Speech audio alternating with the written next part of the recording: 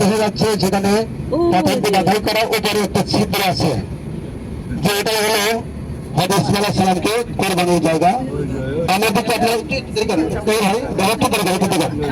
আমার দিকে দেখতে পাচ্ছেন না, একদম উপরের দিকে মাঝে দেখেন একটা পাথরটি বাঁধা জায়গা, একটা ছিদ্র আছে। ইসমাঈল আলাইহিস সালামকে ঠিক এই জায়গায় কোরবানির জন্য তিনি নিজ ছেলেকে আপন হাতে ছুরি চালিয়েছিলেন। অবশেষে আল্লাহ পাক খুশি হয়ে জান্নাতের একটা বান্দা বা প্রাণীকে কোরবানি করায় আল্লাহ পাক তার পরীক্ষায় উত্তীর্ণ করেছিলেন। সেই জায়গাটা হলো এই জায়গা। আলহামদুলিল্লাহ, অনেক একটি আমাদের আবেগের জায়গা নিশ্চিত দেখার সুযোগ পেলাম।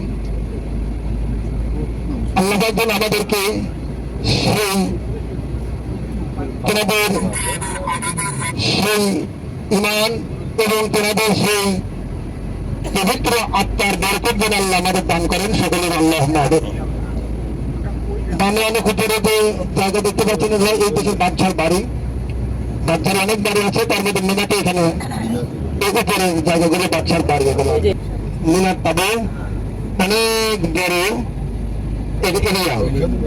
সামনে পাহাড় দেখছেন, এর পেছনেও সব পাবো, হাজার হাজার পাবো।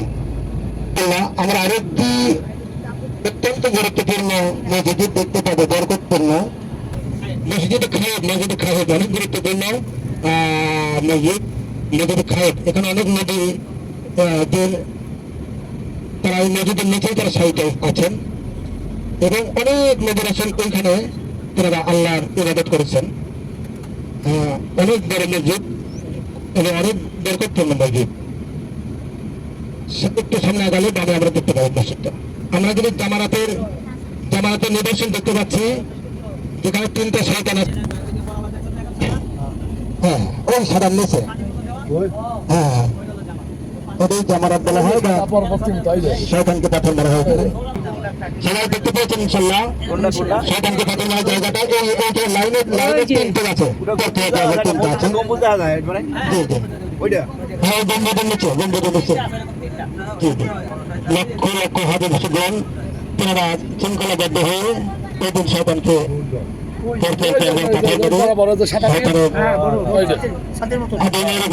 শয়তানের যে দুশ্মনী ছিল সেটার প্রতিবাদ দুনিয়ার হাজি সাহেবদেরকে নিয়ে আল্লাহ পাক করায় থাকেন, শয়তানকে লাঞ্ছিত করে থাকেন আল্লাহ পাক এই হাজিদের পাথর মারার দ্বারা। আমরা সেই জায়গাটা দেখার সুযোগ পেলাম।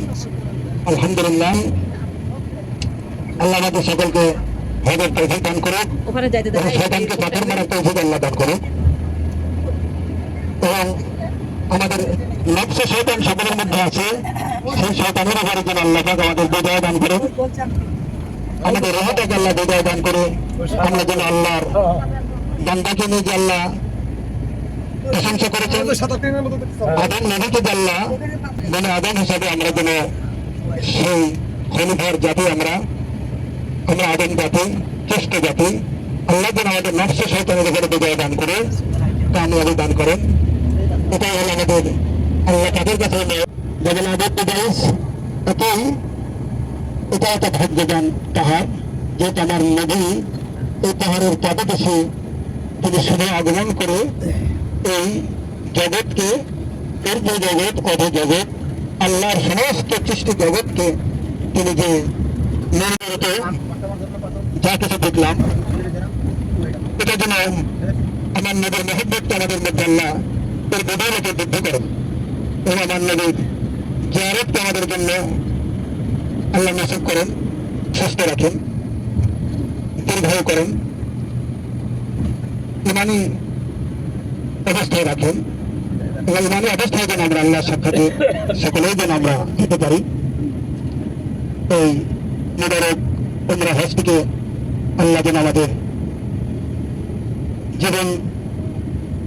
জীবনের একটি আল্লাহর খুশিবাজি পাওয়ার মাধ্যম হিসেবে কবুল করেন।